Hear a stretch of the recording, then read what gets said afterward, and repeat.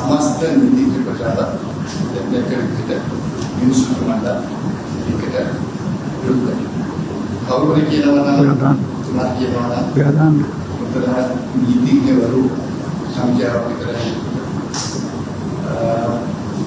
ನೀತಿ ಪ್ರಧಾನಮಂತ್ರಿ ಮಾಡಿದ್ದಾನೆ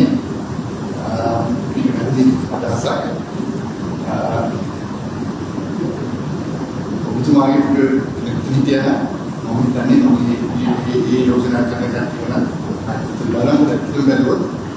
ಮದತ್ತು ini sama sekali tapi ini kita ya itu cuma dia seperti yang cara kalau kita minta orang ke asal dari ini bisa juga tidak semua itu sudah ada menurutnya itu mau memakai luar kita ingat juga cuma kita cepat bisa cuma vision kita राष्ट्रीय kalau dapat kita teman kita orang dari sebuah nomor tiga tiada kita kita ini lah ini beras ini dengan teman mata jadi mana apa news sama agensi yang sudah teman kita berdebat berkas tidak berkas boleh bahkan ini pakar dan terutama ini 5 kali utama bulan April masih kan utama jangan adikan utama kita ketika kita nyawa sekarang dan sampai kita dapat kita cuma satu beda masa kerja nyawa sekarang maka kerja nyawa sekarang kerjanya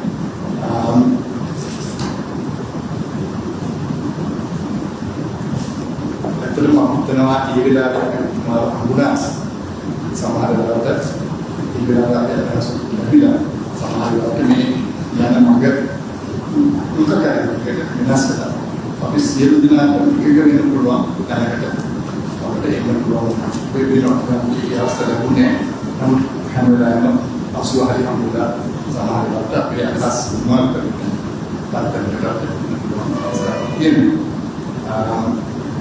kemudian yang beda pada siapa di dalam itu mana orang mereka bersalah, itu mana yang mau diusahakan kerana itu pada sama dewan ada yang ada siapa kalau ini sangat sama sama orang diusahakan cuma jalan kaki jalan di perjalanan siapa dalam itu kan dewan yang ada tapi di perjalanan diusahakan kerana sama dewan yang di mana itu mana kita kamu nak buat itu mana kamu ni tadi kan itu mana itu tidak negara terbas, tidak negara berbeda, tidak bangsa dan negara. Mereka kisi bawas tahu tapi tak ditinggal ke atas. Tapi pasal ini bukan hanya mungkin pasal cuma tahu terlalu tu, namun dia proses kita yang tapi di mana sama ada kita meminta kerana dia sama ada kita yang untuk mengambil awas saja.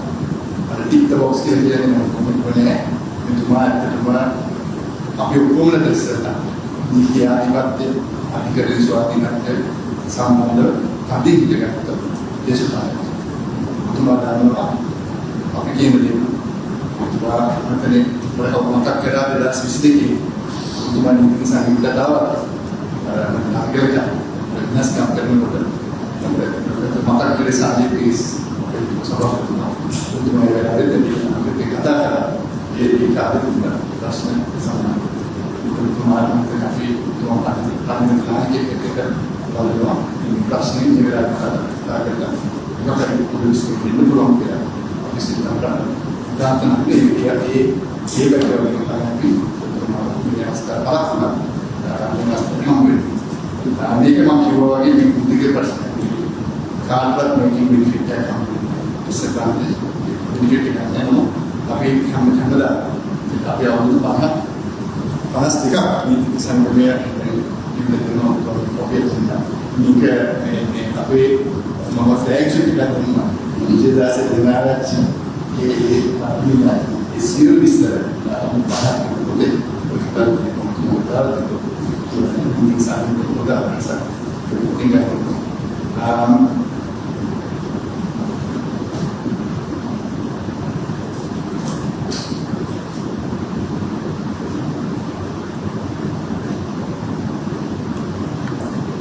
අපිට මම මුලිකව අධිකරණයේ ස්වාධීනත්වයට ප්‍රශ්න තියෙනවා කියලා.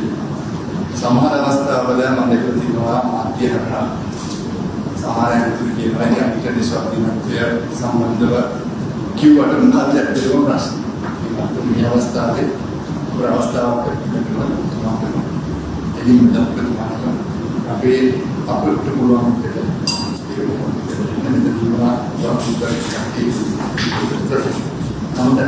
කියන්නේ මෙතන විශේෂ අධිකරණය සම්බන්ධ දෙයක් කරනවා.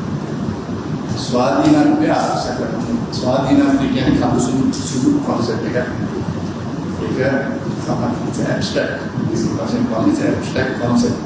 මේ ඇබ්ස්ට්‍රැක්ට් කොන්සෙප්ට් එක හදනකොට සමහර වෙලාවට කාට හරි කියන්න පුළුවන් මොකද්ද තියෙන්නේ මේ අධිකරණ ස්වාධීනත්වයට පහරක්ද? අධිකරණ ස්වාධීනත්වය එක්කෝ එක පැත්තකින් අධිකරණ ස්වාධීනත්වය නැති වෙන්න පුළුවන්. අපි දන්නවා මේ ස්වාධීන නැහැ. මේ මෙතන ඉන්නේ ඔක්කොම ආණ්ඩුවේ අතකොළු. මම ශ්‍රී ලංකාව ගැන කතා කරන්නේ මම කියන්නේ conceptually. අනිත් පැත්තෙන් ස්වාධීන අධිකරණයට අර තියෙන සැකයක් තියෙනවා මිනිස්සු අතර. මොකද අධිකරණය දුවන්නේ ජනාධිපතිතුමනි ඔය නීති 50 අනුව නෙවෙයි මහජන විශ්වාසය අනුව.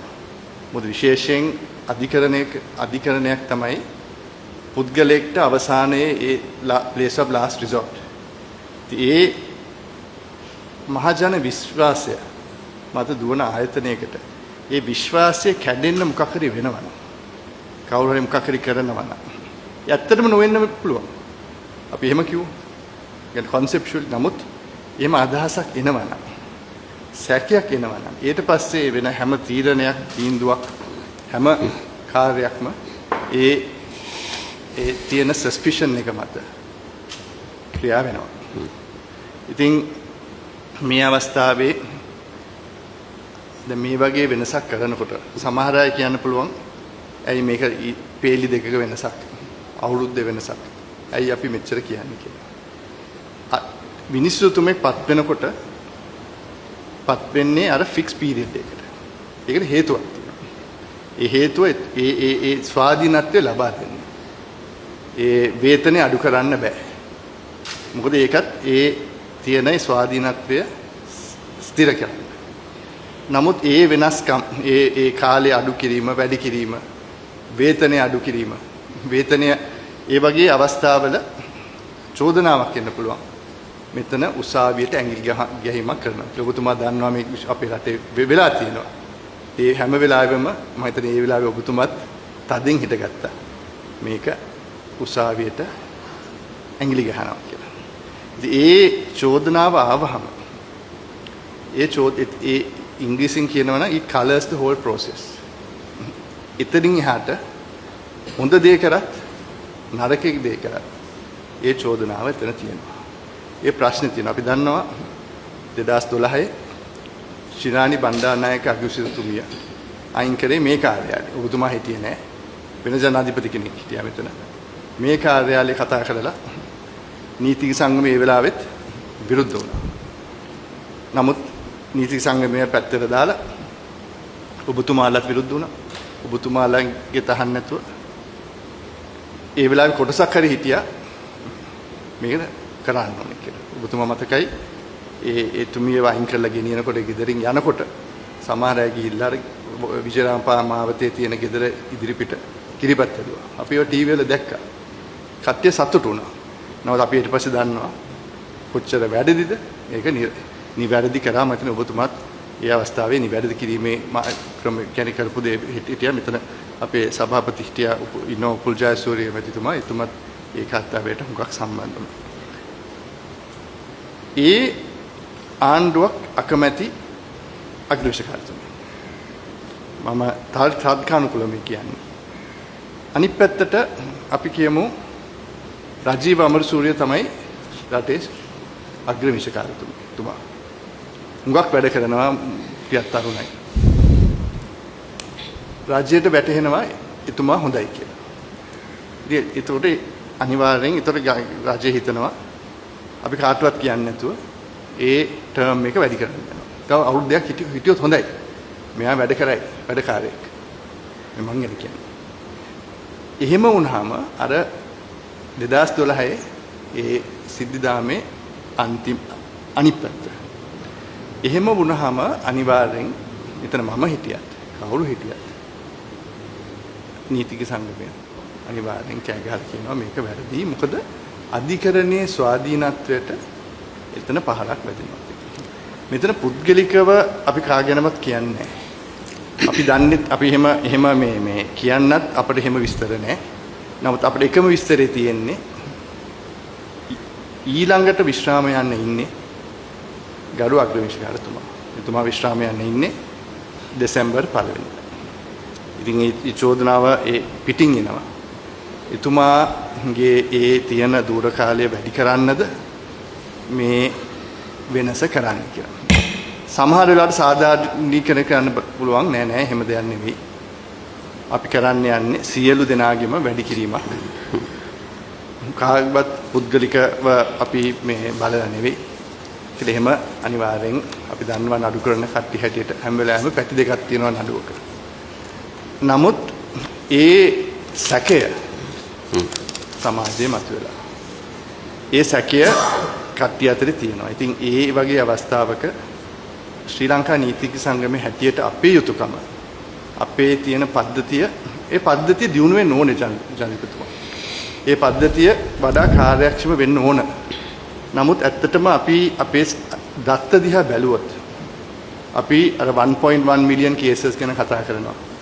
නමුත් ඒ 1.1 මිලියන් කේසස් වල වැඩිම සංඛ්‍යාවක් තියෙන්නේ මහේස්ත්‍රාත් උසාවියේ. 8 ලක්ෂ ගානක්. සුප්‍රීම උසාවියේ මතේ සංඛ්‍යා ලේඛන මත ඊයේ හම්බුණා. පාර්ලිමේන්තුවේ ලේඛනයක් තියෙනවා. මගේ ලේඛනයක් නෙවෙයි. පාර්ලිමේන්තුවේ රිසර්ච් ඩිවිෂන් එකෙන් හදලා තියෙනවා. මම ජනාධිපතිතුමාට හම්බුලා ඇති එක. ඒ රිසර්ච් ඩිවිෂන් එකට අනුව මම හිතන්නේ ශ්‍රේෂ්ඨාධිකරණයේ නඩු සංඛ්‍යාව 4000ක්. කවදද? මේ අලුත් 2015 අලුත් එක. මේ PRD කියන්නේ මේ පාර්ලිමේන්ටරි රිසර්ච් ඩිවිෂන්. අභ්‍යාචනාධිකරණයේ 4000ක්. නමුත් ප්‍රශ්නේ තියෙන්නේ මේ ප්‍රශ්නෙකට අපි විසඳුමක් හොයනවා නම් ප්‍රශ්නේ තියෙන්නේ මහේස්ත්‍රාත් උසාවියේ. මේ මහේස්ත්‍රාත් උසාවිය වලත් මේ ප්‍රශ්නේ ඇත්තටම අපි ඔයලා බැලුවොත් ඒ ප්‍රශ්නේ තියෙන්නේ නඩුකාරතුමන්ලාගේ අතේ නෙවෙයි. මම දැන් ගිය සතියේද ඉතිස්ලා සතියේද හොරණ උසාවියට ගියා. ඒ විනිශ්චයකාරතුමිය මම තුඟක් කොල්මේ පිටිය වෙන්නේ නැහැ. මම කොල්ම ප්‍රැක්ටිස් කරන්නේ. නමුත් ඒ විනිශ්චයකාරතුමිය 9:00 ඉඳන් 5:00 ඉඳ ගන්නවා. එකින් එක නඩු කරන. දැන් මේ ෆයිල් මත තාම මේ උසාවිය වල ෆයිල් මෙහෙම අර පරණ විදිහට නවල තියෙන්නේ. ඔබතුමා දන්නවා. ඒ කාමරේ මේ වගේ ලයිට් නැහැ. හරි අඳුරුයි. ඒ වගේ තැනක මම හිතන්නේ අපි හර්ෂණයතුමාරි මං හැදිද ගන්න කිව්වොත් අපි දෙන්නට මම හිතන්නේ කාලයක් ගිහිලා හුඟක් අමාරුයි. මොකද ඉච්චර ලේසි නෑ. අපි ඇත්තටම බැලුවොත් ඇයි මහේස්ත්‍රාත් උසාවිය වල නඩු කල්යන්නේ කියලා. අපි හුඟක් නඩු එතන තියෙන්නේ. ඔය ගවර්න්මන්ට් ඇනලිස්ට් ඩිපාර්ට්මන්ට් රජයේ රස පරීක්ෂක දෙපාර්තමේන්තුවට යවපු ඒ ලේඛන ඒ ටෙස්ට් දැන් අර නාකටික්ස් ග්‍රෑම් 10 සීනිද ලුණුද හෙරොයින්ද එතන සමහර වෙලාවට ඇත්තම අවුරුදු එකමාරක් යනවා. ඉතින් එතන තියෙනවා ප්‍රශ්නයක්. දැන් ඔබතුමා කියනවා නම් හරි රස පරීක්ෂක දෙපාර්තමේන්තුවේ ඒ සේවකයන්ගේ විශ්‍රාම වයස 60 ඉඳන් 75 කරනවා කියලා. මම අපේකට විරුද්ධ වෙන්නේ නැහැ. මොකද එතන ස්වාධීනත්වයේ ගැටලුවක් නැහැ. එතන රිපෝට් එක විතරයි එන්නේ. 75 85 වුණත් මම විරුද්ධ වෙන්නේ නැහැ. මොකද එතන තමයි ප්‍රශ්නේ තියෙන්නේ. නීතිපති දෙපාර්තමේන්තුව අවුරුද්දක් යනවා ඒ රිපෝට් එක. දැන් ඇත්තට ඒ සැකකරුට කොච්චර අසාධාරණයක්ද? අපි ඕනෙ කෙනෙක් එක වෙන්න පුළුවන්. ඊට පස්සේ අවුරුද්දක් ඉන්නොත් රිපෝට් එක එන්න.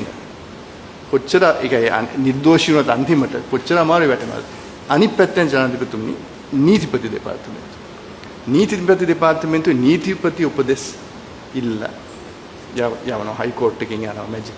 එතනත් ඒ සේවක සංඛ්‍යාවේ අඩුවක් තියෙනවා. නීතිපතිතුමා හැමදාම කියන දෙයක්. කාර්යක්ෂමතාවයේ ප්‍රශ්න තියෙනවා. එතන මට නීතිපතිත් එක පැත්තකින් ප්‍රොසිකියුෂන් පැත්තෙන් ස්වාධීන වෙන්න ඕනේ. ඒක නිසා තමයි උතුමා අර මේ ප්‍රොසිකියුෂන් ඔෆිස් එකෙන් බලන්නේ මමත් ඒ කොමිටුවේ ඉන්නවා. නමුත් අපි කියමු නීතිපති දෙපාර්තමේන්තුව අපි විශ්‍රාම වයස 65 කරා කියලා. ඒ ස්වාධීනත්වය මොකද විසඳුමක් වෙලා. එතකොට සමහර වෙලාවට මෙතන පිළිමක්. නමුත් ඇත්තටම මම ළඟදී මාධ්‍යෙන් කොහේ හරි මාධ්‍යකින් මම ඇහුවා කවුද මම ඇහුවා. ඉතින් වැලිමඩ ගොවියට මේ විශ්‍රාම යන වයසෙන් මොකද්ද වෙන්නේ කියලා. ඒතර මගේ උත්තරේ මෙහෙමයි වුණේ. මම කිව්වා ඒ වැලිමඩ මම හිතන්නේ තාම එක මහේස්ත්‍රාත් කෙනෙක් ඉන්නේ මම හිතන විදිහට. එක්කෙනෙක් කියමු උපකල්පනෙට ඒක ජජ් කෙනෙක් ඉන්නවා. එතුමා නඩු සංඛ්‍යාවක් කරනවා. එතුමා 59යි 60යි වයස. ওই විශ්‍රාම වයස වැඩි කරාම 60 62 වෙනවා. ඉතින් එතුමා ඒ අවුරුදු දෙක තව ඉන්නවා. එතුමාගේ ඒ වැඩ කොටස වෙනස් වෙන්නේ නැහැ නේ. එතුමා තව අවුරුදු දෙකක් ඉන්නවා. සමහර වෙලාවට තර්ක කරන්න පුළුවන්. ඉතින් එයා 60ට වඩා 61යි 2යි ටිකක් පරිණතයි කියලා. මම හිතන්නේ 40 50 වුණාම ඉතින් පරිණතභාවය ඇවිල්ලා ඒක ලොකු වෙනසක් වෙන්නේ නැහැ. නමුත් එතන අපේ නඩු සංඛ්‍යාවට අපේ නඩු කාර්යක්ෂමතාවයට එතන ඒ ලොකු වෙනසක් වෙන්නේ නැහැ.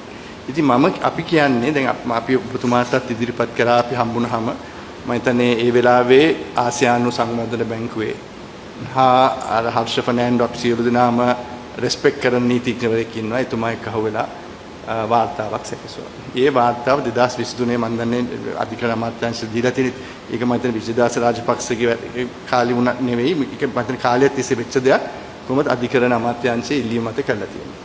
ඒ report එකේ තියෙනවා හුඟක් දේවල් කරන්න. අපි මතනේ අපි එකඟයි මේ වෙනස්කම් වලට. එතන ඒ අංගලක විතර report එකේ කොහෙවත් කියලා නෑ ජනාධිපතිතුමනි. විශ්‍රාම වයස දීර්ඝ කිරීම මේකට විසඳුමක් කියලා. ගිය සති දෙකකට ඉස්සෙල්ලා ඉන්දියාවේ අග්‍රවිශකාරතුමා සූර්යකාන්තතුමා අපේ ශ්‍රී ලංකාවට ආවා ගිය අවුරුද්ද තුමා දන්නවා ඇති. එතුමා එහෙත් විශ්‍රාම වයස 65. වෙනසක් නෑ මෙහි. එතුමා ළඟදී මම දැක්කා සෝෂල් මීඩියා වල කියනවා අපි අලුත් උසාවි ඇති කරන්න හදන්න ඕන. අපි අලුත් තාක්ෂණය පාවිච්චි කරන්න ඕන. ඉතින් අපි මෙතන ඉන්නවා පරිණත නීතිඥවරු. මටත් වඩා පරිණත නීතිඥතුමා අවුරුදු 52යි අපේ ඩීඑන්සී අස්කුරත මෙතුමා. සුලාල් විජයනායක ඉන්නවා තවත් අවුරුදු 52යි වගේ ශ්‍රේෂ්ඨ සාමාජික මෙතන ඉන්නවා. අපිට අනිවාර්යෙන් ප්‍රශ්නයක් තියෙනවා. නමුත් අපි සත්භාවයෙන් කියන්නේ ඒ ප්‍රශ්නෙට පළවෙනි දැන් සාමාන්‍යයෙන් විසඳුමක් ඉදිරිපත් කරනකොට අපි විසඳුම් තියෙන පුළුවන් 100ක් 200ක්. නමුත් අපි ප්‍රමුඛතම විසඳුමට යන්න ඕන. ඉතින් ඒ විසඳුම් අතරින් අපේ මතය දැන් අපි ඉදිරිපත් කරන අවස්ථාවල ලැබෙන තියෙන ශ්‍රී ලංකා නීතිඥ සංගමේ මතය ඒ මතේ අපිට පේන්නේ මේක මෙච්චර හදිසි දෙයක් කියලා. මොකද ඔබතුමා දන්නවා අප්‍රේල් මාසයේ මැයි මාසයේ මෙතුමන් දෙන්නත් කිව්වා ඒක නොවෙනවා කියන්නේ එහෙම අදහසක් නැහැ කියලා. නමුත් හුඟක් අර කඩිමුඩියේ අපිට වෙන අය කිව්වා මේ වෙනවා කියලා. අපිට කිසිසේත් අවශ්‍යතාවයක් නෙවෙයි අපි අධිකරණ අමාත්‍යාංශයෙන් හුඟක් හොඳට වැඩ කරනවා. කොමිටු වල ඉන්නවා සමාජිකයෝ ඉන්නවා. අපේ ප්‍රශ්නයක් තියෙනවා තුමාට කතා කරනවා. නමුත් අපි කවදාවත් හිතුවේ නැහැ මේ වගේ ප්‍රශ්නයකට මගේ සභාපති ධූරේ හරි මුහුණ දෙන්න වෙයි කියලා. ඒක හුඟක් හදිස්සියෙන් ආවේ. අපේ නීති වෘත්තියේ අපි අවුරුදු 15ක් 20ක් තිස්සේ කතා කරලා තියෙනවා. ඒ අලුත් කරන ඒ ප්‍රශ්නවල කියන්නේ මොනවද ඒ විසඳුම්? ඒ විසඳුම් වල කවදාවත් කතා වුණේ නැහැ. මේ විසඳුම අපි හොයලා බැලුවා පාර්ලිමේන්තුවේ තියෙනවා අර කතා කරා හැම දෙයක් ඔබතුමාත් කිව්වා. එතන මම බැලුවා මම ඉගෙන දැනගෙන හිටියවත් නැහැ. නමුත් ඒ වාර්තාවේ තියෙන්නේ අභ්‍යාචනාධිකරණයේ විසඳුම 63 65 කරන්න. එතන 65න් ඉදිරියට යන්න කිසිම වුණාවක්. එතන කතා වෙලා නැහැ. කොහොමත් ඒක කෙඩුනෙත් නැහැ. ඒක සමහර ප්‍රොපෝසල් එකක් ඇවිල්ලා මෙන්න හේතු නිසා ඒක පැත්තකට දාලා තියෙනවා. ඉතින් මම දන්නවා ඔබතුමාටත් හුඟක් වෙලාවක් තියෙනවා. නමුත් අපටත් හැමදාම ජනාධිපතිතුමාව හම්බ වෙන අවස්ථාවකුත් ලැබෙන්නේ නැහැ. ඔබතුමාව අපි දකින්නේ රූපවාහිනියේ. ඉතින් හුඟක් ලස්සන කතා කරනවා අපි ඔක්කොම දන්නවා. අපි හුඟක් දුරට මම ඔබතුමාට කියලා තියෙනවා. ඒක නමුත් මම ඉල්ලීමක් කරන්නේ ජනාධිපතිතුමනි අපිට මේ සිස්ටම් එක දියුණු කරන්න ඕන. අපට අවශ්‍යතාවයක් තියෙනවා දියුණු කරන්න. නමුත් මේ විසඳුම මේ හදිස්සියේ ඉංගලන්තෙත් වැඩි කරා. නමුත් අවුරුදු 1මාරක් තිස්සේ ඒ සියලු දෙනාගේම අදහස් ලබලා අහලා අර ටික් ද බොක්ස් එකක් නෙවෙයි ජනාධිපතිතුමනි. හරියට අදහල් සමහර වෙලාවට ඔබතුමා කියනවා 64. අපි අපේ කොමිටුව හරහා අපිට සමහරට කතා වුණා මට ඒක දැන් කියන්න බෑ. අපි 70 කියන්න පුළුවන්. 75 කියන්න පුළුවන්. නමුත් එතන නෙවෙයි ප්‍රශ්නේ. මෙතන අධිකරණයේ ස්වාධීනත්වය මම දන්නවා ඔබතුමාට දැන් විලාම මුණෙන් පේනවා හරිස් වෙලා තියෙනවා කියලා. නමුත් මම තව පොඩි දෙයක් කියන්න ඕනේ. අපි දිගටම කතා වුණා වේකන්සිස් 4ක් තියෙනවා කියලා. ශ්‍රේෂ්ඨ අධිකරණයේ අභියෝජන අධිකරණය. දැන් මම දන්නේ මම එතුමාටත් කතා කළා කිව්වා. ඊයේ කතා කරනකොට මේ අපි තරහ නෑ මේ අපි ඔක්කොම මිතුරෝ. නමුත් අපි වෙන වෙන වෙලාවට මම කතා කරලා තියෙනවා. නමුත් ඒ පත්වීම් වලත් ජනාධිපතිතුමනි මොකක් හරි ක්‍රමවේදයක් තියෙන්න ඕන. මොකද සාමාන්‍යයෙන් අපේ විසඳුම් පත් කරනකොට සාමාන්‍යයෙන් ඒ සම්ප්‍රදාය ජ්‍යෙෂ්ඨත්වය මත පත් කරන්න. ජ්‍යෙෂ්ඨත්වයේ සමහර වෙලාවට අත්තරින අවස්ථා තියෙනවා. නමුත් ඒ වෙන්නේ මොකක් හරි කැලලක්, බ්ලෙමිෂ් එකක්, චෝදනාවක් වගේ තියෙනවා නම්. ඒ සම්බන්ධයෙන් අපි කතා වෙලා තියෙනවා ඔබතුමාලා අපි ලියලා නැහැ. අපි ලියලා තියෙනවා මේක සම්බන්ධවත්. අර ගණේපොළ විනිසුතුමත් 60 ඔබතුමා කියලා තියෙනවා මම හිතන්නේ ආණ්ඩුවත් කියනවා පරිණත විනිසුතුමන්ලා අපි තියාගන්න ඕනේ කියලා.